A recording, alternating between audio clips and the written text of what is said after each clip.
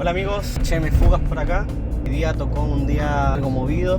A los chicos que están realizando una reparación, la red de agua caliente, detección que realizaron el día miércoles, jueves de la semana pasada también. Y les voy a ir mostrando cómo nos va. Colina, Lore, ¿cómo van? ¿Todo bien? ¿Dónde está? Ahí va.